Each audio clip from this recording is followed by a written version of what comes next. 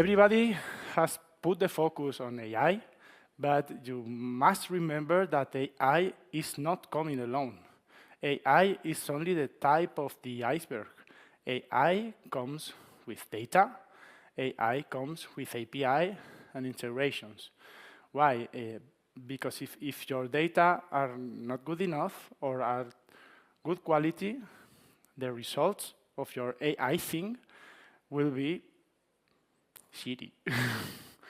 Okay, so first level or first step on embracing AI is to put the focus on your data governance and data architecture and data.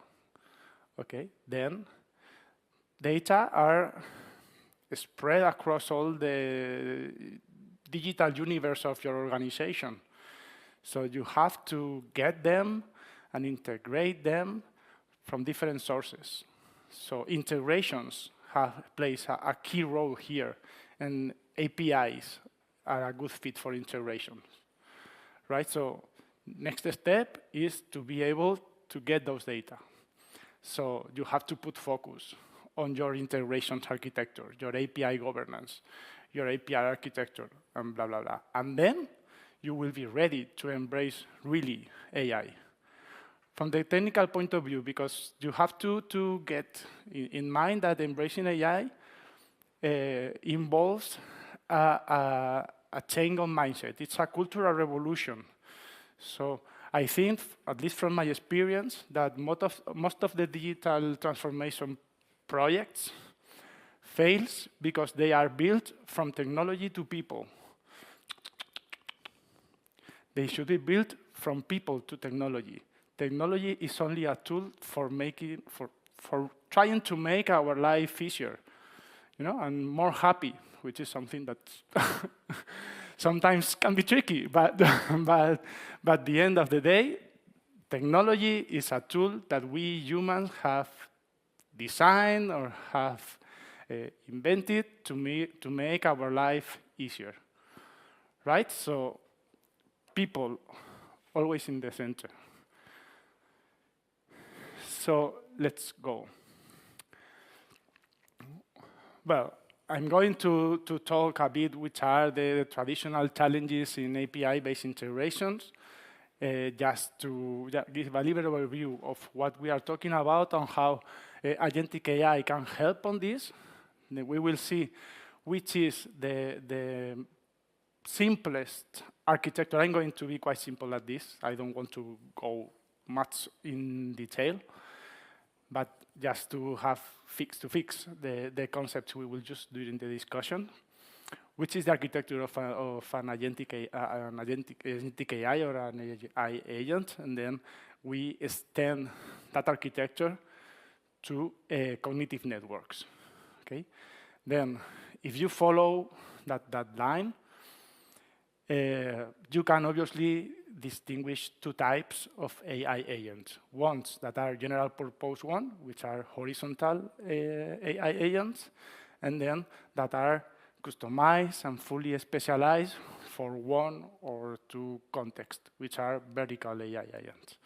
The difference between them are specialization, right? With a general purpose one, you can have very, very nice results, but a vertical one, if it's well designed, it probably for sure will give you better results on a concrete context, right? Because they are trained and they are conceived especially for that, right? But as I told you, we are not going. The new main aim of this talk is to try to discuss and try to identify everybody here through collaboration. We are going to build a cognitive human network here to try to identify which are your concerns, your insights, your vision about how an AI, an agentic AI marketplace should be built.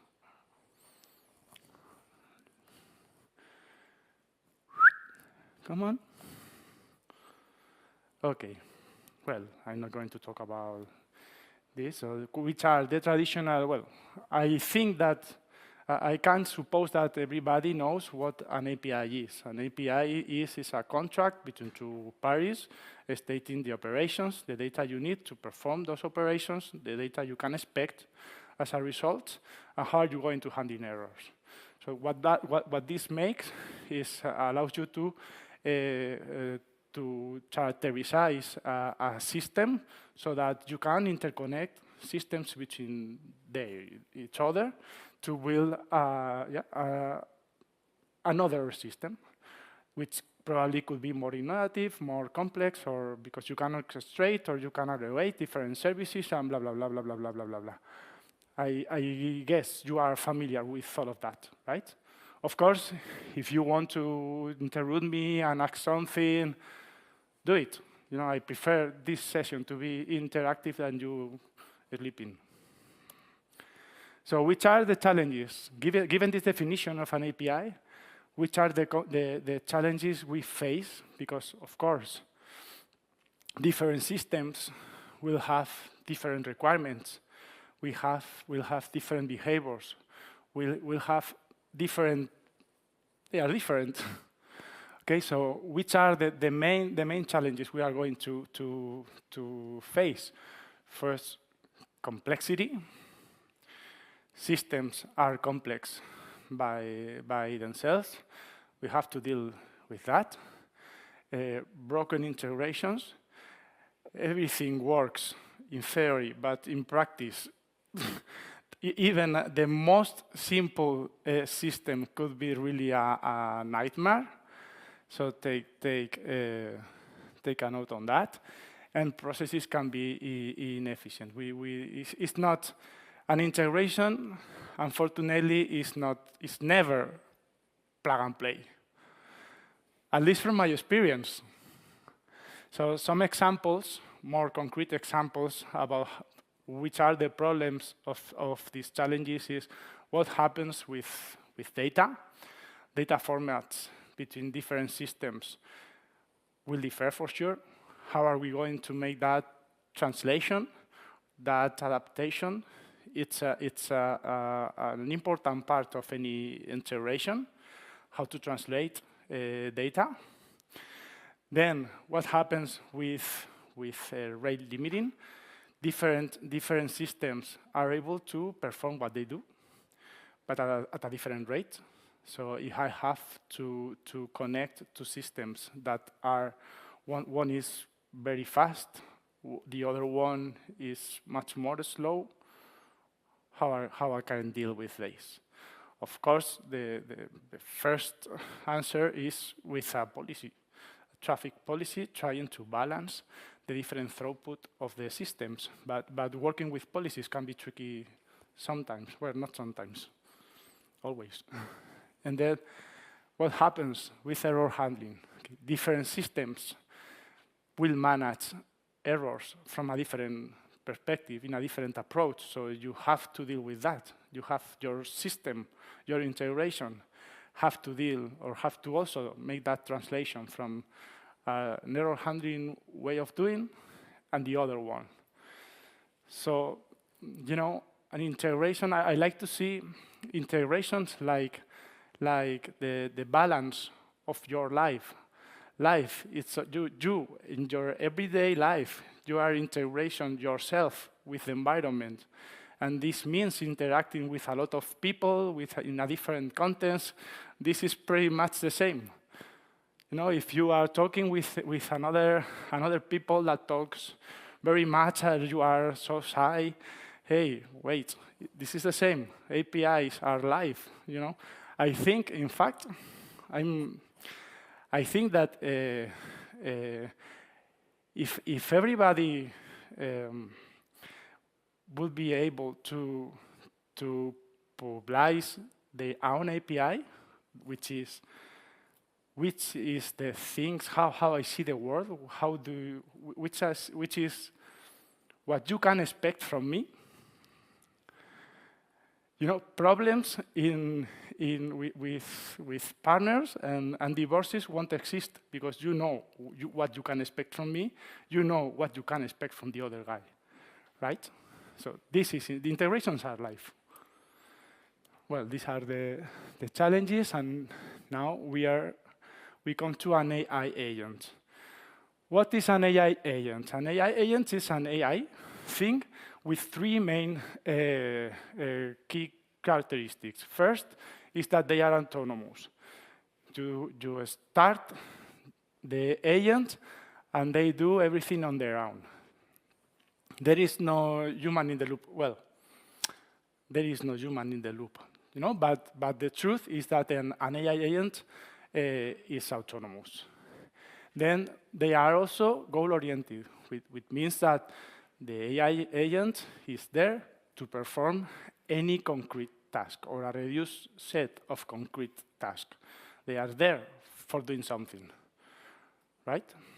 The more vertical the agent is, the more specialized those tasks will be. And they could be proactive. You know, they are not wait for something. They learn from the environment, from the context, and then get that feedback from the environment to improve the goal they are supposed to be. There, all right.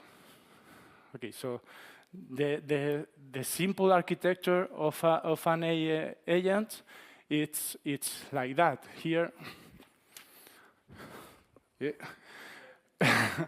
We have here the tools, APIs, for example, which are the way the AI agent interacts with the rest of the world. Then here you have some orchestration, which is, okay, how I'm going to process the task I'm responsible to do that. And here we have the model, the LLM, which is the brain of the AI agent, okay?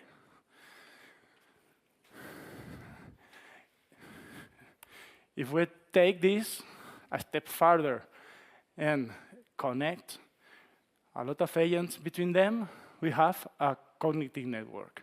If you see the architecture, I'm going back there, it's pretty much the same. We have an integration layer, which is the point of contact with the rest of the world. We have here some memory management. We need to store some information to make everything. This is it could be named the learning part. We have some orchestration here, because you have to do so many things for coordination aggregation, and here you have the AI agent marketplace, which are the main focus of this new talk. Okay, so, well, I strongly recommend to follow Deb. He knows a lot about AI agents. I think it's probably one of the best references in AI agentic world. If you happen to talk with him, give my regards. We are close friends. Okay, so the type of agents I mentioned before, there are two types. The horizontal ones, which are general purpose. Here you have some features. The vertical agents, which are more focused on a concrete context, or they are conceived for a more concrete task. And blah, blah, blah, blah, blah, blah. Then, let's start with at this point, anything you want to share? Do you want me to explain something in more detail, or we can start with a great discussion? Because it's going to be great, right?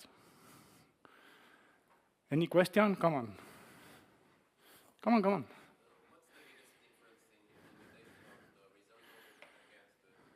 Wait, do you for the remote? Wait.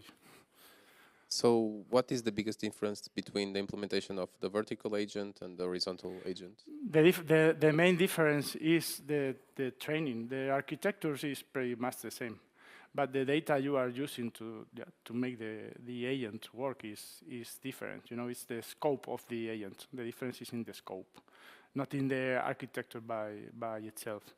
You know, you provide more specialized data for the training, and the model.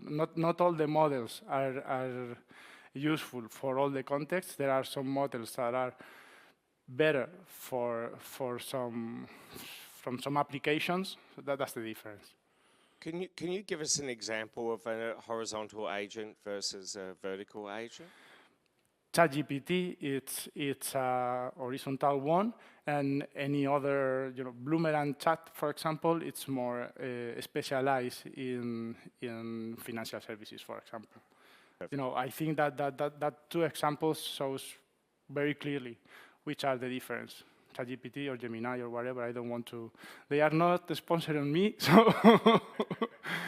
But GPT, any GPT model can be quite general. And then if you look for any specialized solution or a chatbot for customer service or something like that, could be a vertical agent. More things.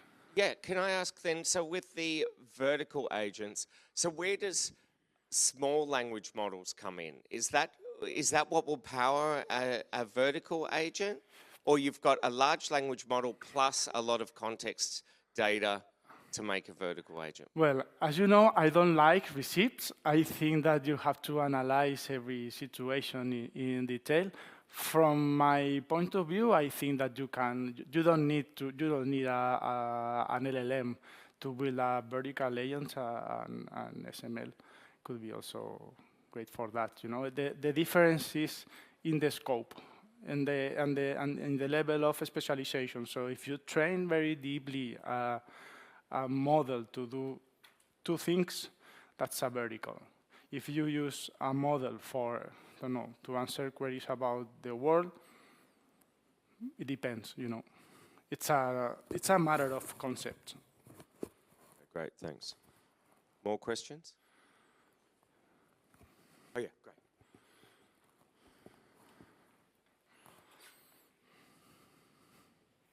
So, do you see in the long run that we will remain with horizontal agents?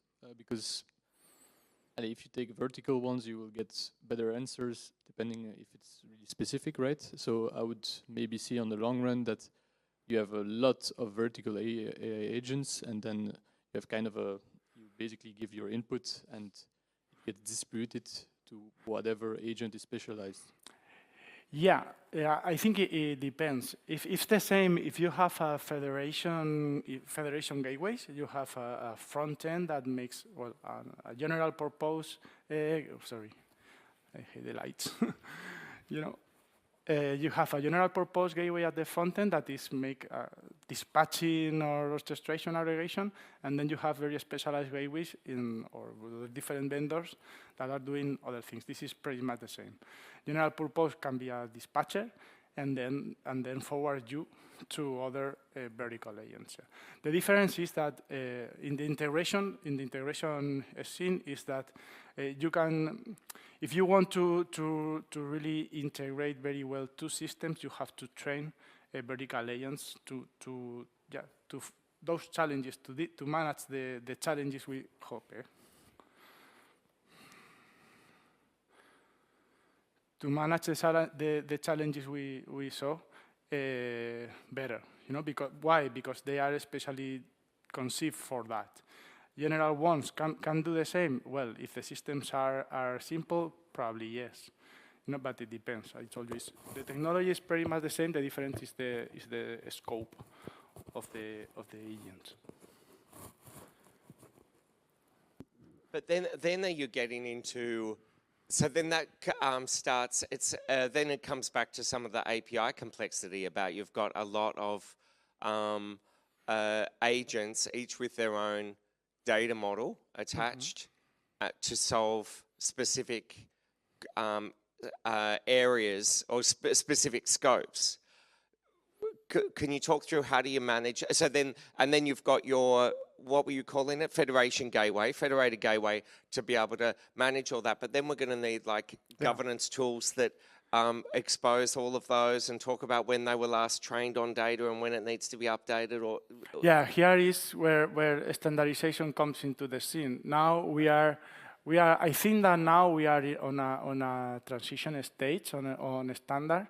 There are a lot of standards arising. You have MCP, A2A, Arazzo, there are a lot of standards that can make this working. I mean, building the cognitive network. So I expect the coming months to be fun in this way, you know, because now market is testing all those approaches. What I think we need is it's only one, a general one, because MCP has the advantage, A2A, or also Arazzo. Each standard has the good things. So I think that what the industry needs is an agreement, and then bet for that agreement. If there are a lot of approaches, that slows innovation. Why? Because you don't know which one to adopt. That you are not going to put a lot of effort and money, resources, in doing one thing, and tomorrow the standard will be another one. So that is not generating to trust, you know, because you can't be confident about the ROI of your investment, so, and that slows things. I think that what we need now more than ever, only one standard, you know, a global one, trying to integrate the good things of all of them. APIs has given us a lesson during the last 30 years. You know, the only thing. API, the concept of API is quite simple. You expose what you can expect from one system. So a consumer of your system knows pristine clear what can expect from you. Here should be pretty much the same. MCP have some points on that. I think it could be great, but also A2A. I think that now we are immersed in a battle of pseudo standards, but we need to promote only one. I think that now it's time to build bridges instead of to put barriers, you know. And also, well, I haven't mentioned here, but governance plays a key role on that. It's not only about defining how two systems interact, you also have to manage those systems' capabilities. So governance is always the first. I think that, well, we have been talking about API first or code first for a long time, but I think that this debate is useless. It's always governance first. Why? Because governance is the common sense in your ecosystem.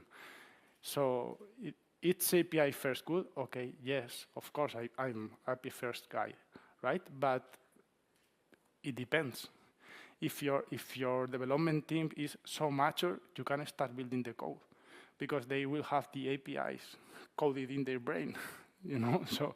So that's why I think that the first thing you have to start with everything is governance. How I'm going to manage this. Okay, more questions or comments? Feedback? Okay, then I don't know if we have enough time to. Yeah, we have enough time? Yeah. Okay, then I open 1 minute.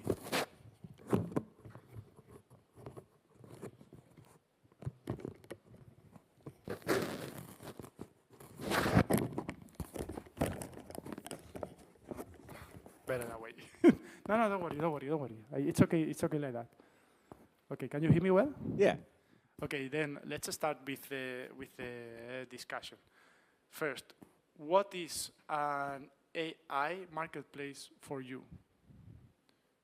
What do you think is an AI marketplace? Let's start building the foundation, which is we are going to discuss about something, but let's define that something in advance. For you, what is an AI marketplace?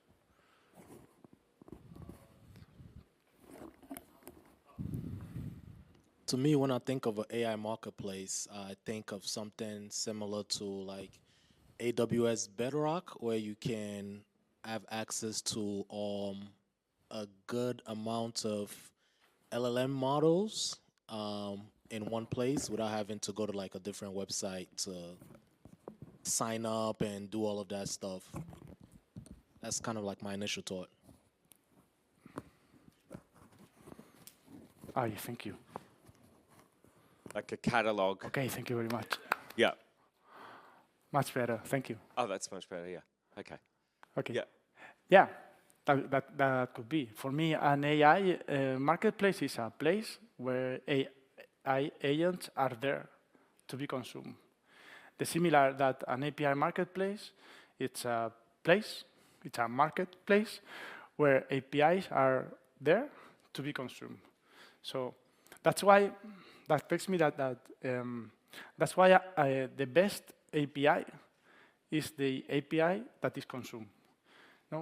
No matter if technically speaking, your API is perfect. If nobody consumes your API, that API, another city API.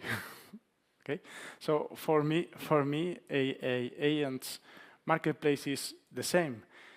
If you publish your AI agents in a marketplace, it's because your intention is that people will use your AI agent to do whatever, to build a more complex systems or whatever, to provide more advanced functionalities to their own consumers or whatever. So main I don't know, prerequisite to an AI agent in an AI marketplace, they should be customer oriented. Always put the people in the center. In this case, they should be customer centric. Even if your customer is another process because you are using an AI agent to implement an API or to deal with an API-based integration, always put your AI agents and APIs in the center. Always customer-centric. Can I ask a question about that customer-centric idea? So, but then when you talk about vertical AIs and having a marketplace, okay, there's some like the Bloomberg one you mentioned that's very specific, but for the most part, those vertical AIs will be more of interest to, vertical agents will be more of interest to customers of your business or even internal customers. How do you, is that a good place to start? Like trying to build tools for internal customers to help them do stuff, and then and then where do you know, like, so does that mean you've got an AI marketplace or catalog for internal views or for as an addition to your developer portal, or like, yeah, how does that?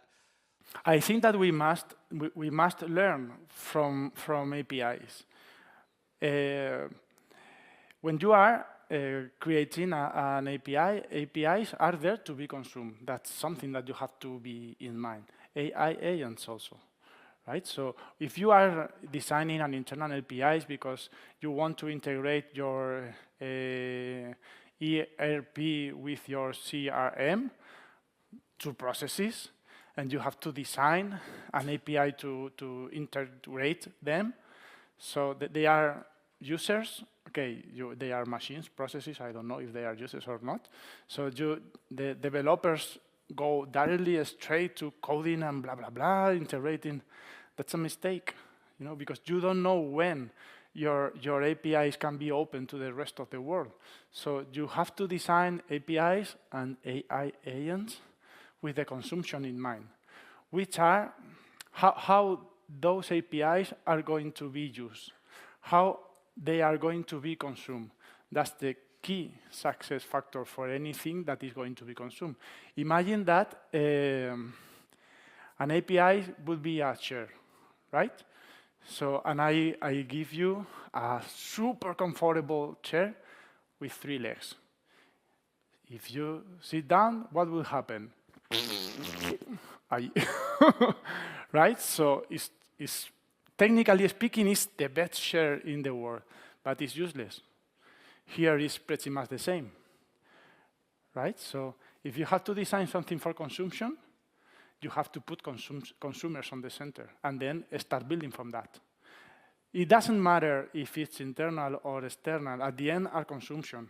And you don't know, if you start internal, you don't know when it will, or you don't know if it's going to be external one day. So, but if you put consumption on the center and you start designing from the user, you will be designing the best API or agents in the world with 4 legs and not 3. More of an observation than a question. So this would actually kind of pave the road to the agentic enterprise that Matt talked before.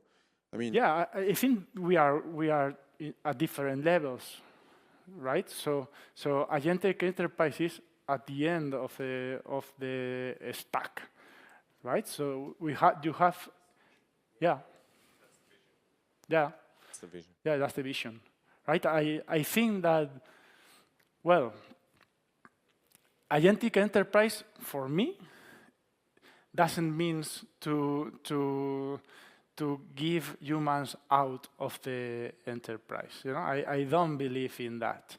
It's probably that some positions are going to be redefined.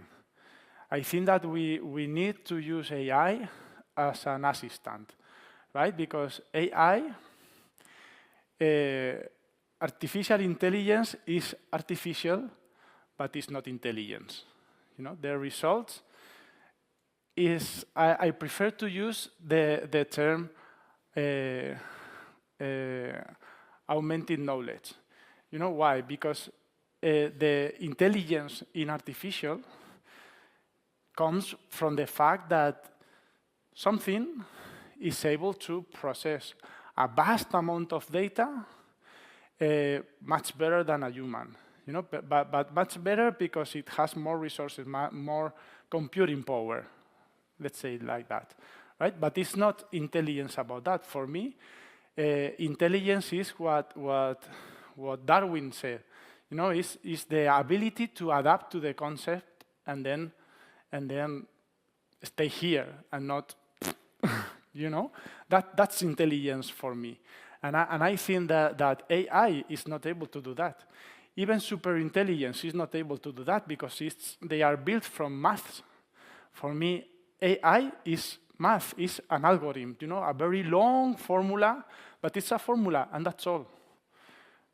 For me, intelligence comes also from emotions, from fears, from, you know, that kind of things. And AI never will have that.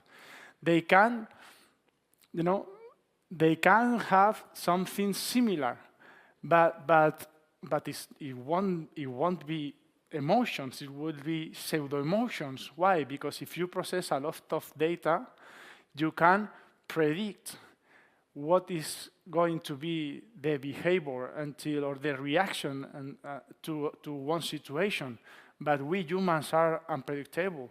So if sometimes we are not able to understand ourselves, how are we going to code that? You know what I mean? That's why I think that the power is on us. You know, I think that the people that were silly before AI, it will be more silly now, and the people that was intelligent before AI, it will be more intelligent now. I think that AI gives you the power to decide if you want to be like Homer Simpson or like Albert Einstein. You know what I mean? It's only a tool. Okay, anyone? I wanted to go back to the customer Yeah. centricity that you talked about. But what you're saying there about being customer-centric with your AI design, that would then mean you'd need a product manager in the room. Then Of course. Then you'd need compliance in the room, or compliance and legal. But not only that, I think that AI involves, you know, it's the explosion of multidisciplinary teams. You know, we need to be, you know, as the impact of AI in a process is so huge, we need different perspectives to be integrated. Compliance, of course, ethics, responsibility, inclusion, diversity, sustainability. These are key in any AI-based development. No matter if you are development AI or if you are using AI for development, ethics, it's important here. In fact, if you go through the regulation or through standards, the ISO 240 is 42,001. it says that, right? That standards put the focus on governance. I mentioned before, governance first, always, also in AI. Why? Because you have to measure the impact of your decisions. AI has in fact, you can see now, no? The impact is so huge, so you have to measure everything. And ethics, it's very important on that. So it's not only about techniques. Of course, you have data roles there, integrations roles there. You have leadership of your organizations there. If you don't have the support of your leaders, probably the initiative will fail. You have compliance. You have legal involvements. There are a lot of people working there, and I think that's what the ISO norms is saying. You have to be able to find agreement. Yeah, that's building bridges. Fantastic. We have time for one or two more questions or comments. Yeah. Come on. In more practical terms, when we take a vertical agent, how, as an implementer of that agent, how do I make sure that the results of the agent are deterministic to the user, so that the output doesn't vary? Because they will never deterministic. That's, but that's a problem in a legal and ethical context. Yeah, I agree. That's the tricky thing about AI. I think that AI is changing our relationship with software. Before AI, you can be sure of the results of the software. 2 + 3 were always 5, always. So you can build a deterministic algorithm to, okay, if the result is 5, then do whatever, else do another whatever, right? But now, with AI, you cannot be sure that the result is going to be 5. Probably will be 5 if you properly design and train your AI thing. But what happens with trust? That impacts in trust. The problem is that we are not aware about that. We are used to trust blindly in software. And this is not happening now with AI. You have to be critical. That's why critical thinking is very important with this. That's why. And that has a great impact, because people tend to think that, okay, I give this information to AI and ask them to perform any task. I can't trust blindly the results. No, gran cagada. No. Cool. Last comments? Okay, so is there any more to show for the wrap-up? Yeah, the wrap-up is be yourself, be human, critique AI, and enjoy. Thanks so much. Thanks, David.